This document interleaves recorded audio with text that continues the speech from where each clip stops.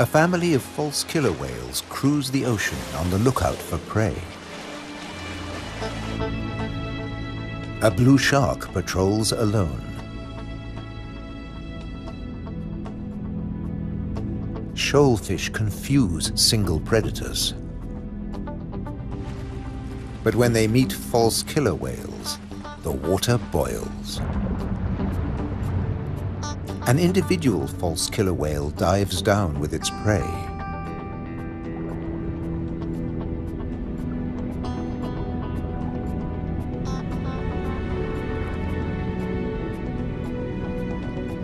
A blue shark comes late to the feast, drawn by scent molecules.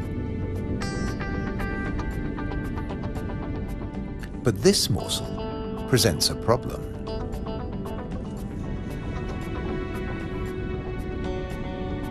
With jaws not made for chewing, it'll never swallow this tail fin.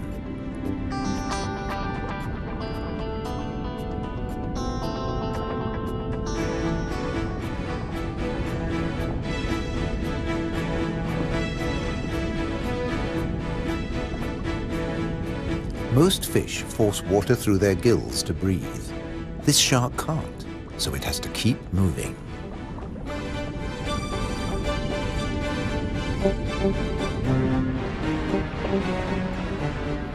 Near the surface, another blue shark is demolishing a tuna.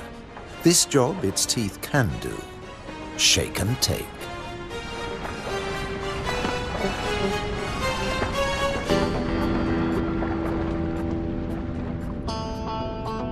Fragments streaming from its gills float to the surface. A little extra for the seabirds.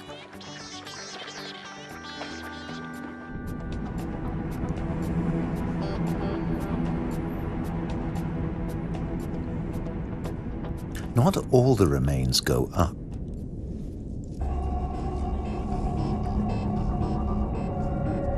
Spread by the current, the scent draws a moray eel from its cave.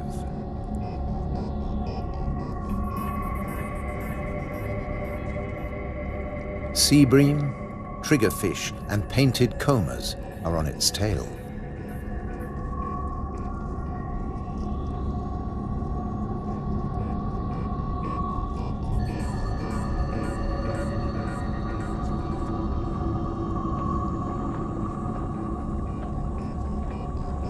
The ocean around the Azores is not short of flesh.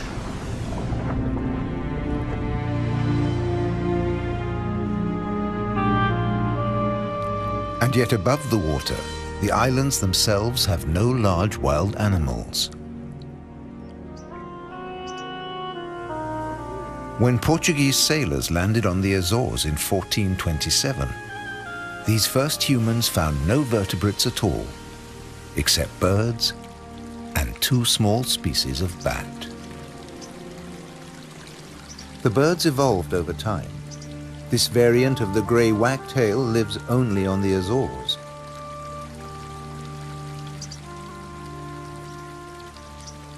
With head feathers a different color from its European relatives. Whole islands have changed too.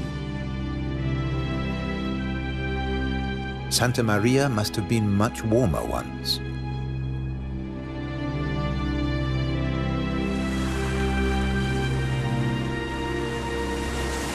Many of these ocean fossils belong to extinct species that once lived in warmer waters.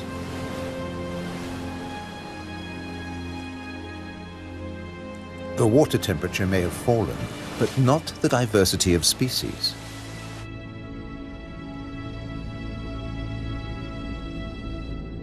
After nearly 6 centuries of human habitation, the seas around these volcanic islands are still largely unexplored.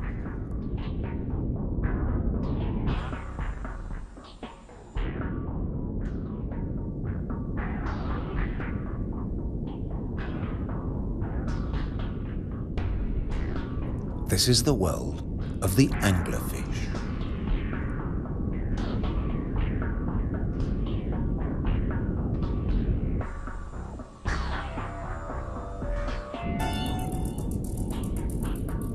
1,000 meters down, this pink frogmouth ignores the pressure of 100 kilos per square centimeter. Other deep dwellers are less easy to name.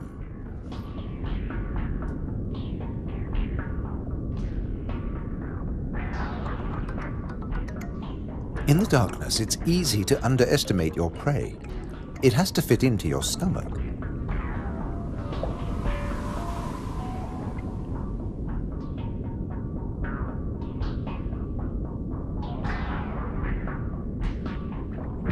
The six-gill is one of the largest deep-sea sharks, but at night it swims to the shallows to feed. The spider crab lives in darkness. It has never seen this kind of light. Nor has its coral community. Beyond the scorpionfish and past the deep-sea sponges, there's an unknown world.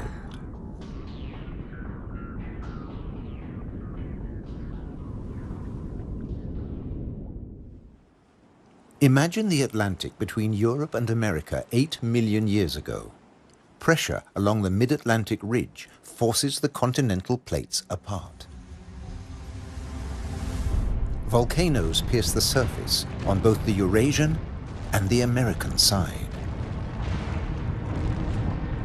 The Azores.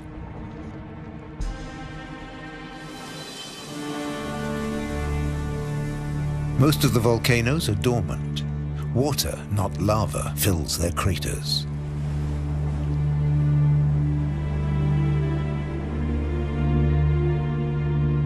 Sometimes only crater edges rear from the sea, worn down by the elements.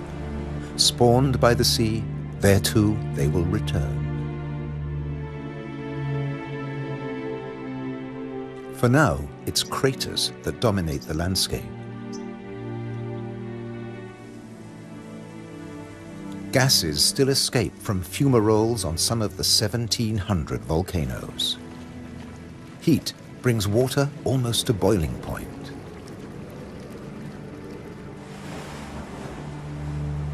A massive eruption hit Fayal Island 60 years ago.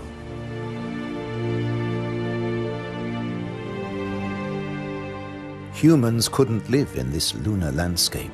Hundreds followed the sun to America. On the volcano's slopes, life had to begin again. Birds were pioneers on naked rock. Wind and birds still bring seeds from over the sea. Some come floating in. Humans brought the Hottentot fig, and plants create the first soil on bare rock.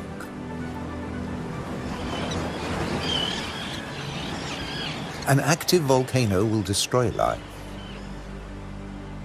Dormant or extinct, it can create it, above and below the water. The underwater cliffs of Formigas are the summit of a volcano. Overall, the waters of Europe's wild islands are home to more than 1,500 species. This is the spiny starfish.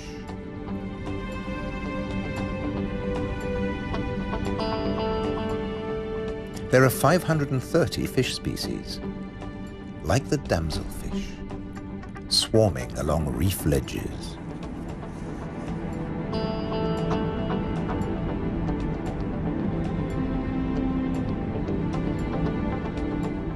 The grouper is a formidable loner.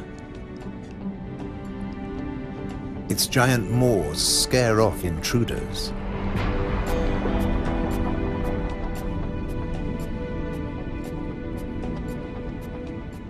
The barred hogfish is a lot prettier than its name. It's a protogynous hermaphrodite like its cousin, the grouper. It starts off female until it reaches a certain length. Then it becomes a male, aggressively defending its territory.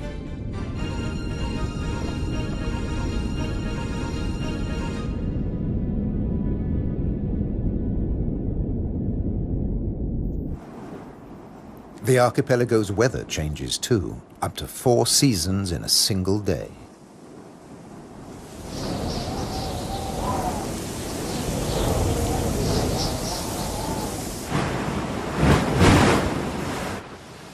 And when the winds blow above, down below, no one is safe. The storm surge tears into the sea floor. But turbulence won't deter European eels from their prey. They're adaptable, living equally happily in salt and in fresh water. This is just swell.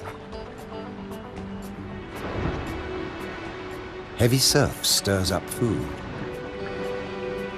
For some, that means come out and eat. For others, take cover. The powerful grouper hides in his rock grotto.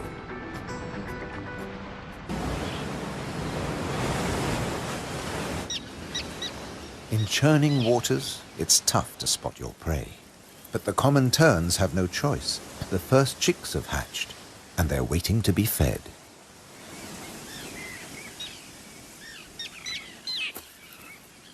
Elsewhere, adults are still brooding. The nest, a few pieces of dried grass, hardly visible. The parents sit in turn for 3 weeks. Their beak, both dagger and tweezers, is perfect for catching small fish.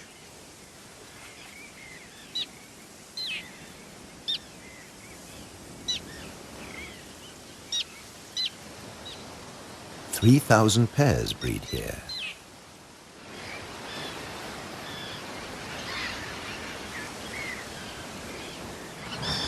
Typically, each couple lays 3 eggs.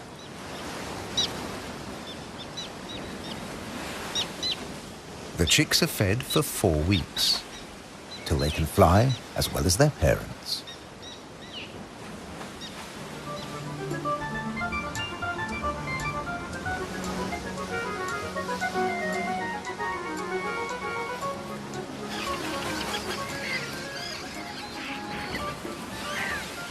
Then they're ready for takeoff on the long journey to South Africa.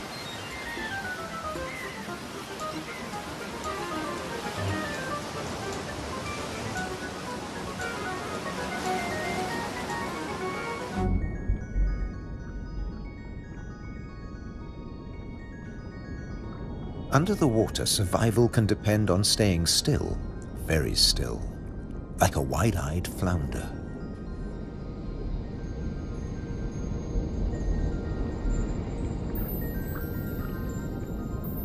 With his general-purpose military markings, the Guinean pufferfish doesn't mind being seen. The Atlantic lizardfish doesn't bother with disguises at all. It simply shimmies into the sand.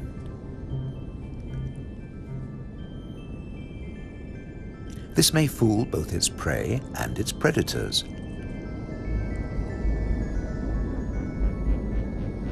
But it won't fool the pufferfish patrol.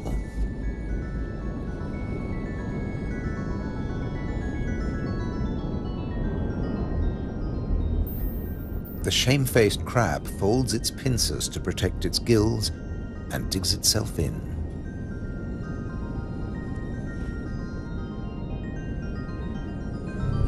Leaving no opening for the plump flatfish.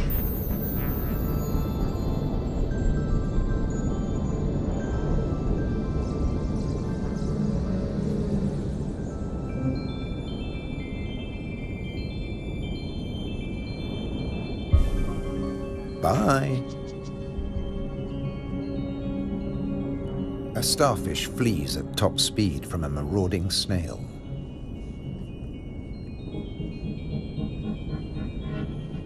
The Triton snail feeds mainly on echinoderms, like the purple sea star.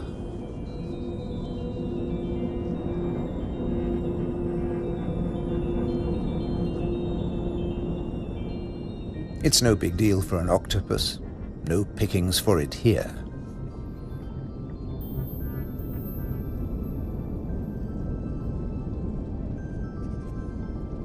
Sacrificing an arm, the starfish gets away.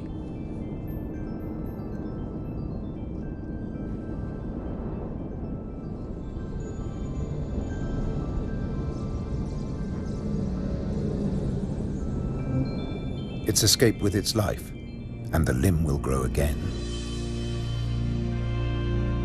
These wild islands in the Atlantic are a freshwater reservoir. Vast amounts of seawater vaporize in the warm ocean air, and freed of salt, they unload onto the Atlantic islands.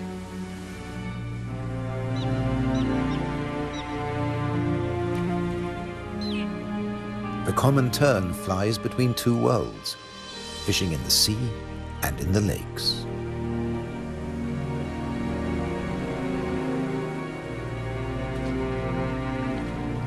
Humans brought the freshwater fish to these islands.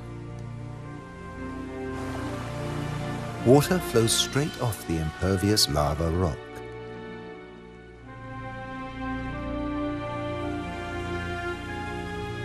But peat moss sucks up huge quantities of water like a sponge, taking it in through every surface. Deprived of oxygen, the dead parts of the moss never rot. The extremities keep on growing, and the moss colonizes more and more of the bare rock.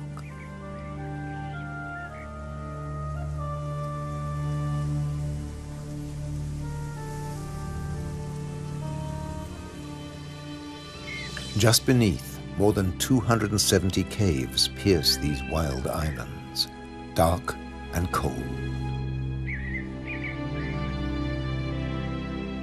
Perfect for isopods, crustaceans that have their breathing organs in their legs. Or for cyanobacteria, a life form that has existed for nearly 4 billion years. Cooling lava drops create amazing shapes. Shark's teeth. It's a hollow, secret world, just waiting to be filled. Past the undersea threshold of the Azores, it's permanent night. Perfect for a nocturnal common stingray.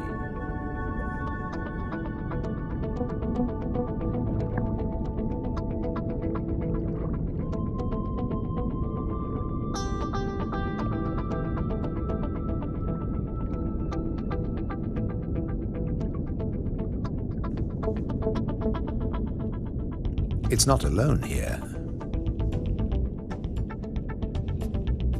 Sliding over the cavern walls, unicorn shrimp. In the camera light, combers and scorpionfish snatch at their prey.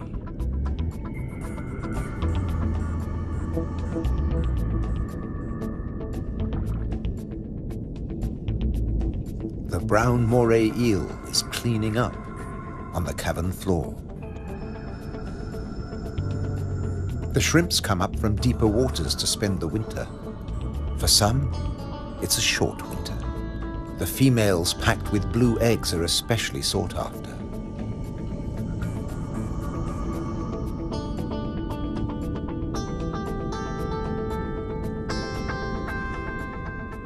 The shrimps also live off crustaceans, their own species. What's left of the moray eel's dinner?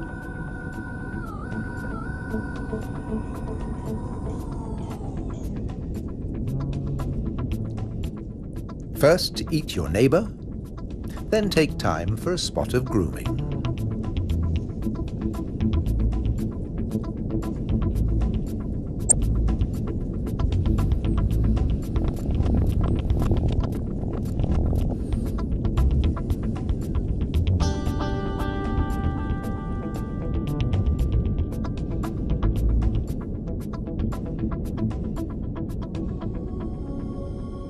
Nearby, on the rocks, an octopus with a human face reaches out.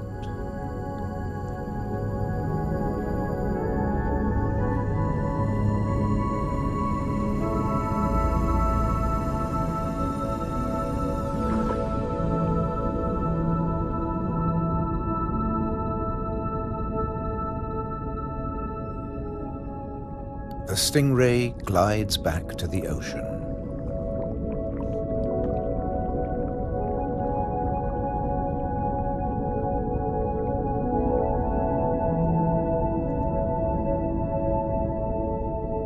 passing the hundreds of bristleworms growing in front of the cavern.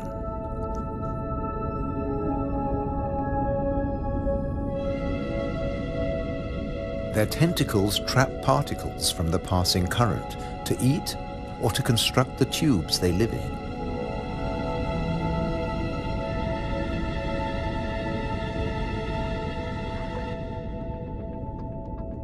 Deeper down is a mysterious place, a rare sight in the Azores, a garden of soft corals. They don't make chalk exoskeletons like their tropical cousins.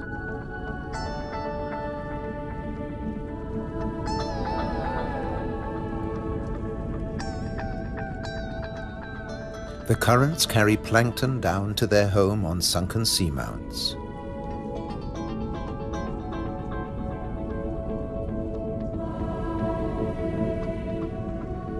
The venomous buried anemone is active only at night.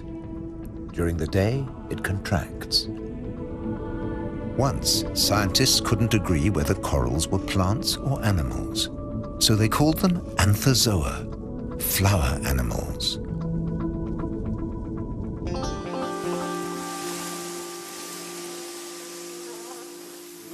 No doubt about these. All the flowers on Europe's wild islands arrived from somewhere else. Hydrangeas came from Asia. Natural boundaries between fields. They're a symbol of the Azores.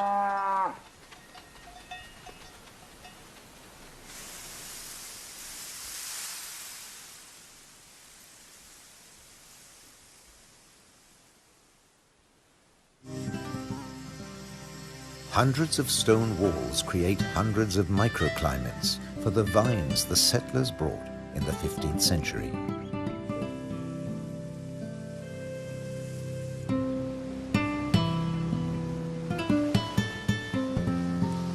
"400 years later, the vineyards were abandoned as islanders left for America.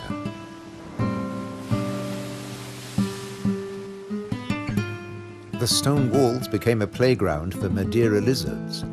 They were brought here by seafarers too. Azores wines are now fashionable again. Nearly 1,000 hectares, more than 2,000 acres of ancient vineyards on the island of Pico have been declared a World Heritage Site by UNESCO.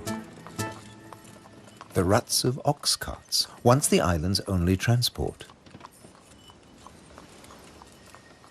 They dragged firewood and building materials for houses and stone walls. And they carried the new wines down to the coast to ship to Europe. But at a cost. Beneath these waters is the strangest, most dangerous place on the Azores. They call it the Anchor Graveyard. Scores of great iron anchors lying on the seabed. When an Atlantic storm hit, the only way to save your ship from the rocks was to cut the anchor rope fast and dash for the open sea. The iron left behind has become a rusting reef for a multitude of creatures. These anchors are coated by algae and tube worms.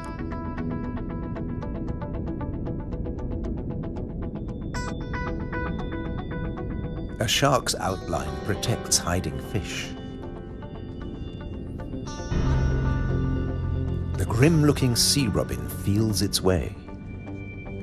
The 3 front spines of its pectoral fins have their own receptor cells for finding food. The Mediterranean moray's mouth is mournful, but it's miming the call of the sea robin's swim bladders. A common octopus discreetly searches for food. It will fit in anywhere.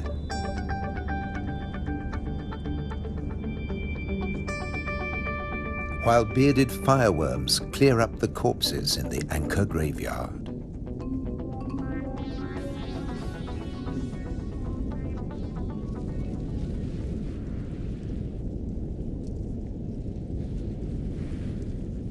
They are the mobile relatives of the immobile tube worms.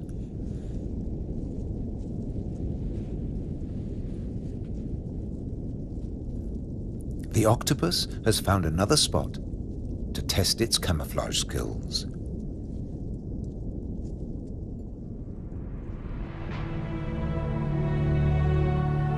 Above water too, human presence is everywhere, even in the craters.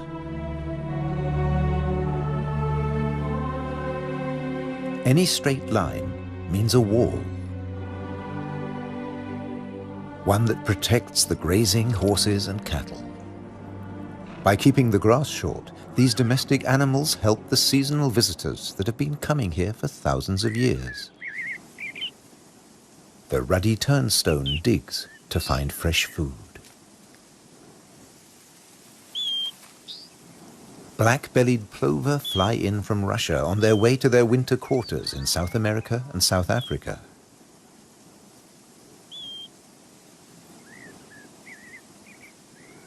The ruddy turnstone drops in from the Arctic. The northern wheatear arrived from Canada via Greenland. The American pipit drifted in from North America. The blackbird? Well, it's here all year round. It's an endemic variety. The male is darker and glossier than its mainland cousin. Birds have to transport their own weight. A little body can be a big advantage on a long journey. But weight doesn't matter to other migrants. They're supported by water.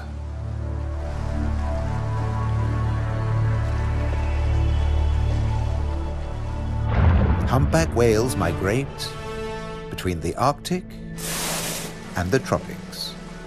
They make a hunchback when they dive, hence the name.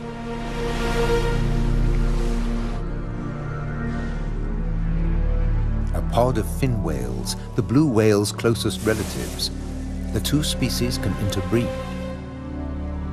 They swim back and forth between Arctic and subtropical waters.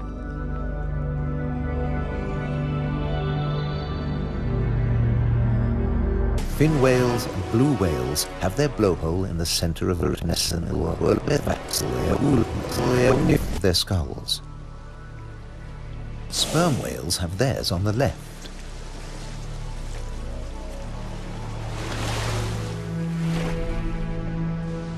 Baleen whales spend long periods sieving krill and plankton from the waters of the Azores.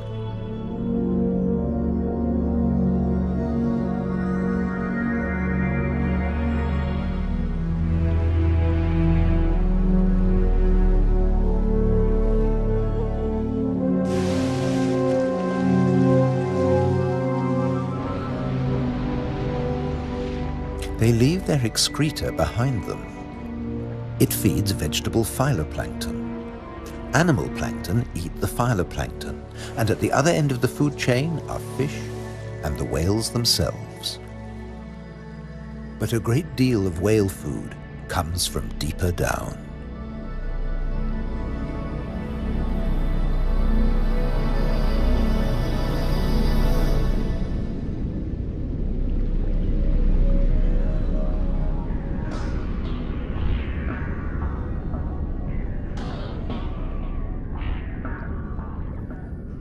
Meanwhile, not all the creatures of the eternal darkness are permanently banished to the depths.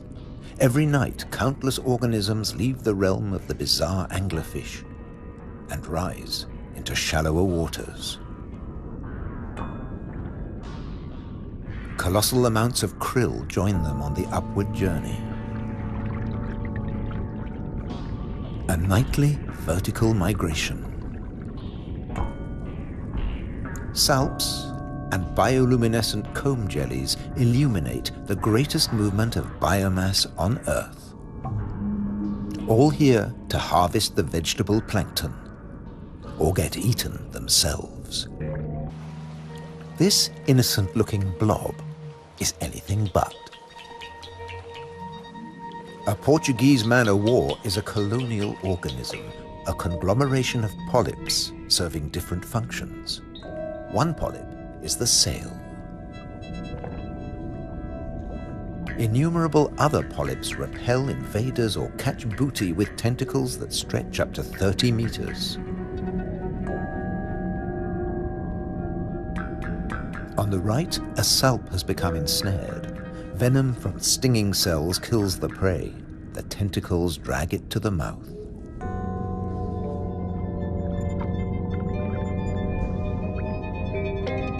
Salps are tunicates or sea squirts, more closely related to us than to jellyfish.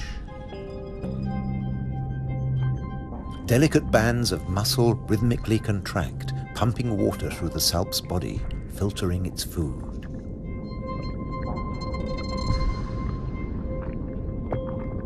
Salps build into chains and can direct themselves through the water.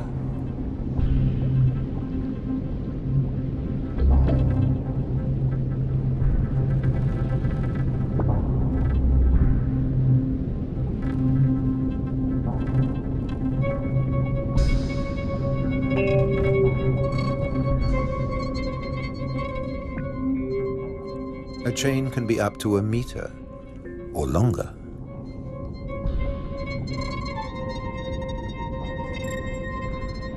Unlike salps, many jellyfish have venomous tentacles. But they too have predators. They're one of the favorite foods of loggerhead sea turtles. On their 5-year journey from the Florida beach where they were born, they swallow innumerable jellyfish, immune to the venom. But there's another hitch. Comb jellies have no sting cells, but in the water they look a lot like drifting plastic.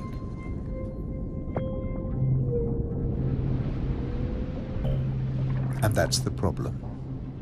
The turtles try to eat plastic, and it kills them.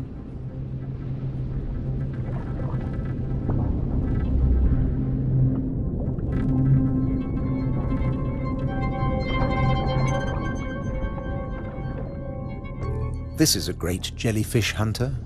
At up to 3 meters in length, the ocean sunfish particularly relishes the Portuguese man-o'-war. But that too catches other jellyfish.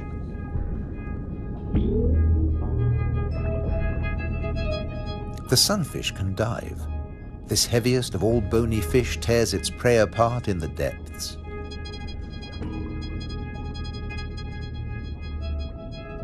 The man-o'-war must stay on the surface, but it's a most effective hunter.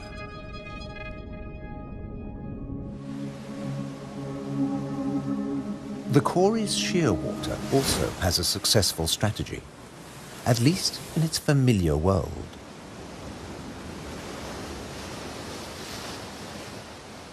It deposits its eggs in niches high on the rocky cliffs.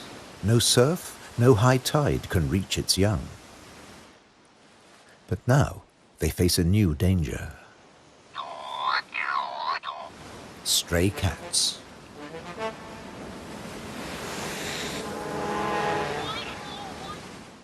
The female shearwater laid a single egg in May. Pity there's only one. Looks like a bad strategy now. They can't adapt to an unwanted gift brought by humans.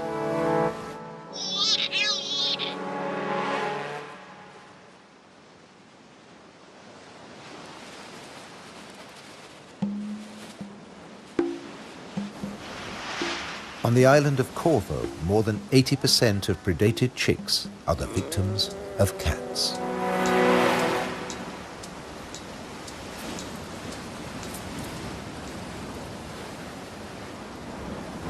There's nothing the adult birds can do. They spend the whole day out over the sea.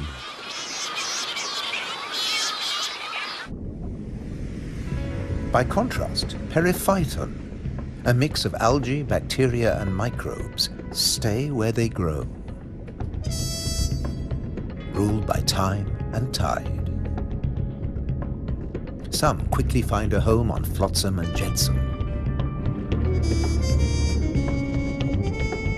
Attached and yet mobile, they drift across the ocean. Goose barnacles fix onto hard surfaces. Their cirri grasp plankton from the water. No matter what it's made of, marine debris attracts life forms.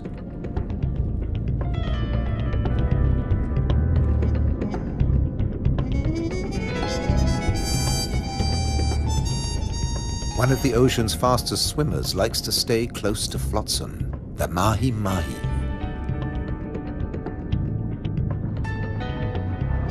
Because floats and buoys provide protection in the open sea.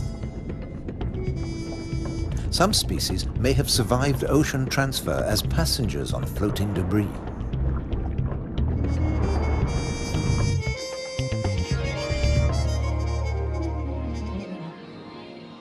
When shearwater breed, dusk brings a deafening chorus. Parent birds calling to their young as they return from the sea.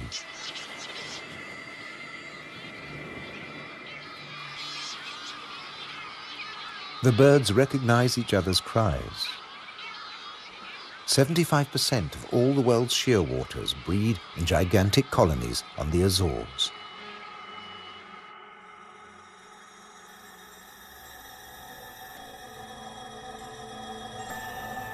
The name Madeira lizard says it all. This creature originated on a distant island. The Madeira wall lizard is very common on the Azores. It's one of the few reptiles found on these islands, and it's very fond of nectar. Invertebrates and vegetable matter complete its diet.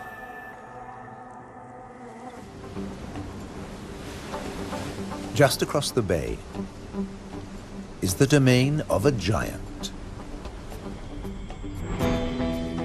This is the whale shark. The world's biggest fish. That's what 12 meters of muscle and cartilage say about the whale shark. Like mobula rays, it's mainly a plankton eater, but also eats crustaceans and small fish.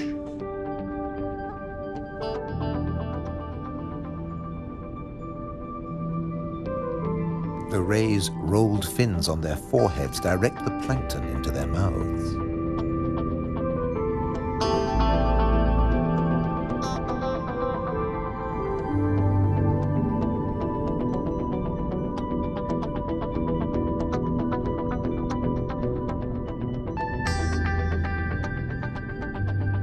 Mobula rays are part of the manta ray family. They cruise in small groups, shadowed by fish using them as cover and picking up their leftovers. Flying in slow motion, the rays dance through the ocean, round the volcanoes.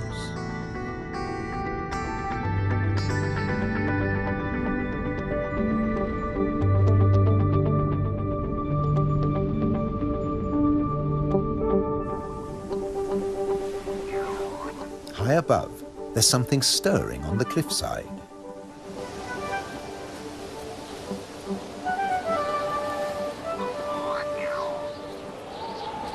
A Cory's shearwater leaves the nest niche for the first time. He doesn't know a thing about flying, but his parents have stopped feeding him.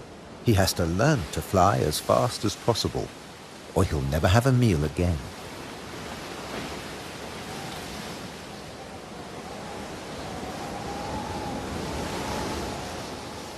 He needs a takeoff point with a fair wind.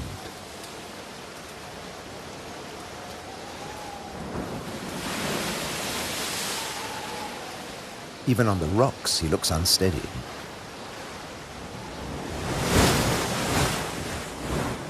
A fellow shearwater learns the difference between flying and falling.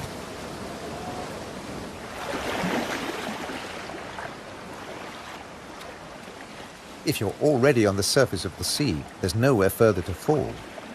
But getting aloft is even more difficult.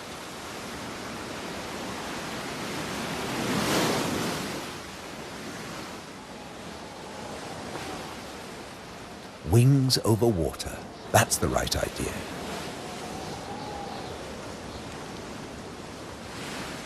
Taking off from the sea in a side wind? Tough even for the experienced.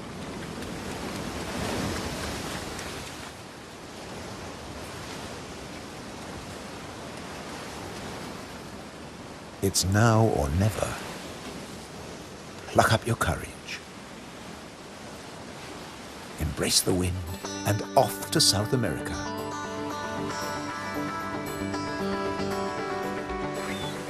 On the Azores, you're either coming or going. In December, with the sheer waters long gone, male sperm whales are returning from their feeding grounds in the Arctic waters. They meet males who were too young to make the journey and mothers with their young calves born while they were away.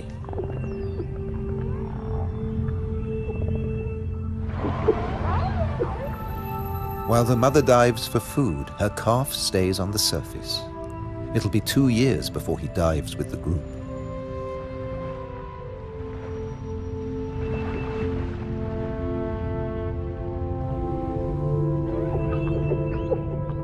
The whales will seek giant squid at a depth of 1,000 meters.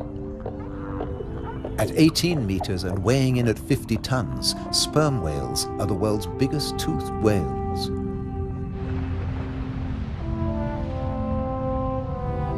The calf will remain alone for up to an hour, defenseless against a possible attack by killer whales.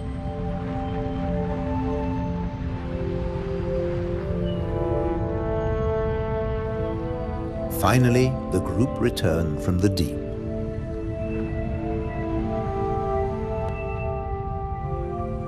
The calf is once more under the protection of its mother. She will feed it for 2 years. During this time, she won't fall pregnant. Now the whales can take their ease, preferably hanging vertically in the water.